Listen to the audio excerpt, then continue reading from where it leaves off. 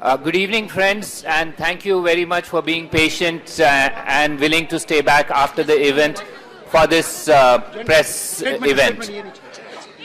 As is usual, what we will do is we will ask the External Affairs Minister to make a few brief opening remarks, following which we will have a few questions. However, given the limitations in terms of time and that the External Affairs Minister has to go ahead to his next event, we will limit the questions to just a few, maybe 5 or 6. With that, I will request the External Affairs Minister to make his opening remarks. Good evening, ladies and gentlemen.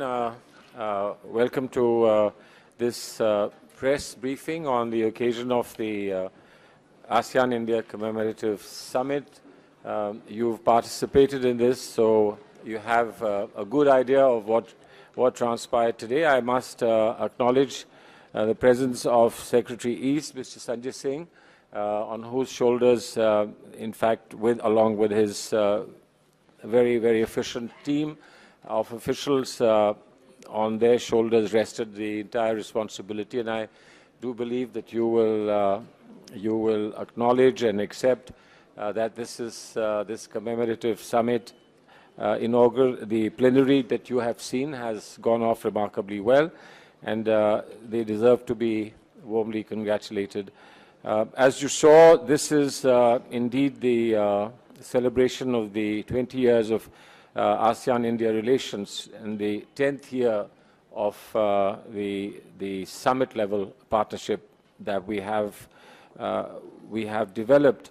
And this was co-chaired by the Prime Minister of India and His Excellency Sanjay Hun Sen, the Prime Minister of the Kingdom of Cambodia, and it was attended by 9 heads of state or governments and the Vice President of Philippines. We will remind you that the sectoral dialogue partnership was first established in 1992, a full dialogue partnership in 1996, and the summit-level partnership was established in 2002.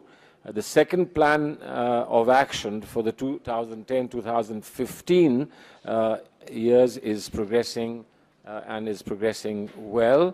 The ASEAN-India Trade and Goods Agreement has already contributed, as some of the participating countries have indicated, have increased in many-fold ASEAN-India trade, which now stands at about $80 million with our target of $100 million for 2015. The big news, of course, today for you is that as the Prime Minister said, the ASEAN-India Dialogue Partnership has been elevated to the level of strategic partnership at this commemorative summit. The leaders have today also adopted a vision statement, as was mentioned in the end, which emphasizes the collective vision for future of ASEAN-India strategic partnership for 2012 to 2022. The text of this vision statement will be made available to you shortly. In this vision statement, India has reiterated its commitment to a stable and peaceful regional environment for pursuit of sustainable development in the ASEAN region. The vision statement gives direction for further intensification of cooperation in the spheres of political security, economic, social, cultural, and connectivity pillars through specific concrete measures. On the political security front, ASEAN and India share a vision of a peaceful, prosperous, resurgent Asia, which will contribute to global peace and security. We hope to further our cooperation to meet traditional and non-traditional challenges, maritime security, and freedom of navigation, combat piracy, and improve our disaster mitigation and search and rescue capabilities. In the economic field, the leaders, as you would have noted, welcomed the successful conclusion of negotiations on the ASEAN-India trade in services and investment agreements, something that we worked on for considerable time. The signing of these agreements will facilitate further integration, economic integration between ASEAN and India, which is a very important objective. We have agreed to organize multi-sectoral strategic economic dialogues. We've reiterated our commitment to achieving a target, as I said, of 100 billion for 2015, and to promote private sector engagement, including through PPP linkages. It also recognizes the need to ensure long-term food security and energy security in the region, and the use of appropriate technology towards this end. On the socio-cultural front, we have agreed to intensify efforts to preserve and restore civilizational heritage monuments in the ASEAN countries. In this, India will make a major contribution and will continue focus on bringing to the development bridging the development gaps amongst the ASEAN countries, especially in Cambodia, Laos, PDR, Myanmar, Vietnam, which we consider as the CLMV countries. In the important strategic priority of connectivity, the vision statement encourages enhancing the interface between ASEAN Connectivity Coordinating Committee and India's Inter-Ministerial Group on ASEAN Transport Connectivity. The vision statement reiterates ASEAN-India commitment to assist the completion of the very, very important India-Myanmar-Thailand trilateral highway, its extension to Laos, PDR and Cambodia, and then connection to Vietnam to develop the Mekong-India Economic Corridor. The ASEAN and Indian officials will, in months ahead, look at the formulation of specific initiatives to achieve the objectives stated in the vision statement. These initiatives will be funded through the ASEAN-India Fund, the ASEAN-India Green Fund, and the ASEAN-India Science and Technology Development Fund. India had announced US $50 million to the ASEAN-India Fund in 2009, and now the Prime Minister has today announced a commitment to augment this contribution by another $50 million US. The vision statement, we believe, will strengthen our bond and carry relations to their logical next higher level. I will now be happy to answer the questions that you have been told I will answer. Thank you very much. Yeah, Mr. Venkat Narayan. Mr. Minister, India and ASEAN are among the most dynamic economies in the world. 10 years down the line, where do you see these two regions being on the world map? And China, do you expect China to sort out its problems with India and ASEAN? And if you include China in the whole region, every second person in the world will be from this part of the world.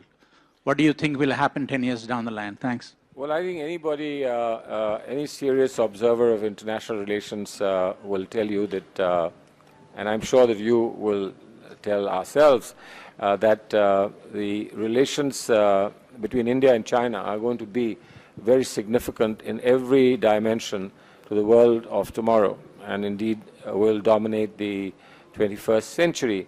And here in the entire fabric of this relationship, we have to weave in our respective interaction and engagement of ASEAN, because I think a lot of the energy, economic energy, will come from the ASEAN countries. They are and have been known as the Tigers of Asia.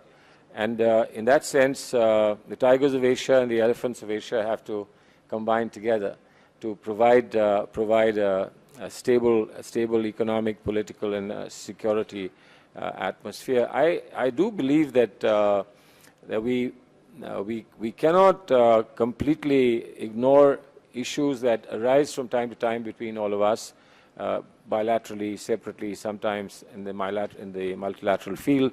But I think they are all too small compared to the enormous advantage of cooperation and friendship between all of us. And I think we all know this. China knows it, India knows this, and every country in the ASEAN knows it. And I think that's the spirit in which we meet, and that's the spirit in which we will resolve our problems. There is too much to lose if we don't overcome issues that for one reason or another arise from time to time or have plagued us for a very long time. But I have an optimistic view. I believe that any negative dimensions of our relationships are far too meager to in any way retard the enormous potential of growth on the positive side. Manish Chand. Almost every ASEAN leader here spoke about, and also our Prime Minister spoke about deepening strategic content of India-ASEAN relationship.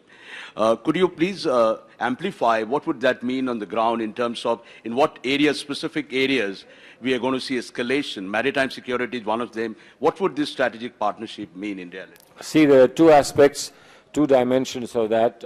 One dimension of that is that you should have the wherewithal for strategic reliance on each other, and their connectivity, both economic and physical connectivity, are extremely important. And as you saw, the Prime Minister actually spoke of digital connectivity, he spoke of road connectivity. We are already, I think, working fairly in a fairly advanced stage on connectivity by air. When you have connectivity and then you have instruments of intervention in each other's need, be it economic need, be it physical need, that gives you the strategic dimension, that dimension that you require.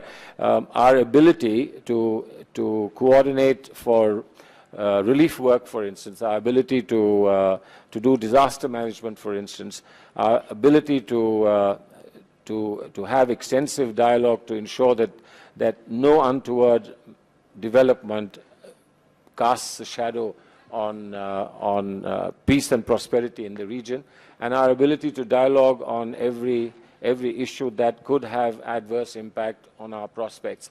I think all that these are all building blocks of strategic relationship, and they've been, I think, fairly well documented in the vision statement. But as we've said, officials now have to put together to take this to the level of deliverables, something that we can measure in terms of gain that we get every step, so that, and the fact that we meet every year would give us an opportunity to take stock that we are actually moving forward rather than in a standstill situation. Elizabeth? Sir, what I wanted to ask about was the FTA negotiations. I believe the talks have been concluded, but the Prime Minister had expressed the hope that it would be signed, in time for this summit. So is there anything which is holding up the signing, and is it possible to follow the roadmap set by the Prime Minister of Malaysia when he said that, this thing should commence by 2013? Well, we've concluded negotiations. They were tough and difficult, and for good reason. But the good news was that even before we came to the plenary, we had expressed satisfaction that we've reached conclusion of those negotiations. Now, whatever follow-up on that is necessary will take place. But you can be sure that there are no hiccups left, and there are no rough edges left for us to address. The negotiations have been completed successfully. When will they be signed? Well, obviously, if you are successful in your negotiations, there's nothing that stops you from signing. But obviously, there are some steps to be taken towards organizing the signing ceremony.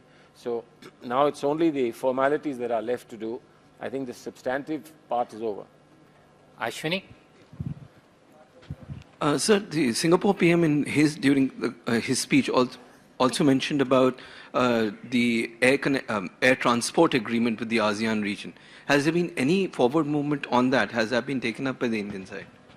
Well, you know that we've signed bilateral agreements with individual countries, and the latest being what the Prime Minister signed with Myanmar when he was there during May this year, giving fifth freedom to us to be able to operate. And I would imagine that that should be a very attractive proposition for various airlines in India to travel to ASEAN and particularly to Myanmar, which we believe is a stepping stone to the larger ASEAN region or a bridge to the larger ASEAN region. Now, I do know that the airline sector has been a bit stressed in the recent past, but things are beginning to improve, and I hope that in the months to come, we will possibly see greater expansion. As far as the ASEAN-wide matters are concerned, as you can see, our groups that are addressing transport issues will look at this as well. But the bilateral agreements don't either detract from what we want to do ASEAN-wide, and certainly in many ways they will actually contribute to the ultimate package that we will be able to work out with ASEAN. Vijay? The Vietnamese Prime Minister, he referred to the crisis in South China Sea and also mentioned China, and also expected that India should play a role in conflict resolution. What is your response? And secondly, what is going to be time frame for this trilateral connectivity in the ASEAN-India region? Well, as far as the second question is concerned, the time frame is 2016. We will meet the deadlines. There are a few difficult things to be resolved, but I think we are reasonably certain that the deadlines 2016 will be met. As far as the other issue is concerned, doing something about conflict includes not doing something about conflict. Sometimes you let conflict resolve itself because there are other better ways of it getting resolved than your interfering or intervening in it. There are fundamental issues there which do not require India's intervention, but in terms of some perceptions that need to be either received or conveyed within the larger ASEAN family and the India-ASEAN dialogue, I think those have gently been done already. But I think that there are some issues that really need to be resolved between the countries concerned, issues of sovereignty between the countries concerned, and we see no reason why, as good neighbors, given that there is this larger landscape and fabric of ASEAN within which everybody interacts, that they won't be able to find a solution. Let's just take it a step by step instead of rushing in and complicating the matter any further. Last question from Naveen. Sir, a little digression from ASEAN. Sir, 2 Italian Marines are granted Christmas break. Is India going soft on them, sir? Are you suggesting that some orders have been passed by court? We've seen the orders that have been passed by court. It's neither being harsh nor being soft. I think the courts have to decide. Courts have to decide what conditions have to be imposed, and I think you're aware that in the earlier order the courts had allowed a certain relaxation of conditions of bail, but on the other hand also restricted movement and kept them confined to one particular guest house. Now, if the court in its wisdom has felt that some more conditions can be relaxed even temporarily, because this is Christmas time and people have to show some degree of generosity and compassion at the time of Christmas for families to be together, we should respect what the court has done. I think the court must have sought assistance from all sides, including from state lawyers, and after that come to some conclusion. I haven't seen the order in detail, but I know, broadly speaking, that some bail conditions have been waived and some temporary relief in terms of movement has been allowed to them. We will get the order and read it, but this is entirely a matter between the court and the petitioners. Now, if we are asked to convey anything as on behalf of the Italian government, because they would presumably communicate whatever they have to through us, we will do so. The point is that we must not confuse two issues. We must not confuse what the court has to do and with what we do in the normal course in terms of diplomatic relations with friendly countries. Thank you very much. With that, we come to the end of this interaction. Just a small clarification.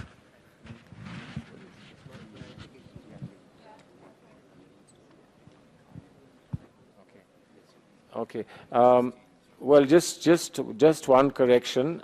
There wasn't a specific further announcement of 50 million. It's the 50 million that has been announced. So don't read it twice. I may have sounded as we were saying it twice. It's the decision that was taken on 50 million was announced, but it's 50 million, and obviously the funds when they are used up, then more funds can be considered. But 50 million is what has been announced. So it's not 100 million; it's actually 50 million. Thank you very much. Thank you very much.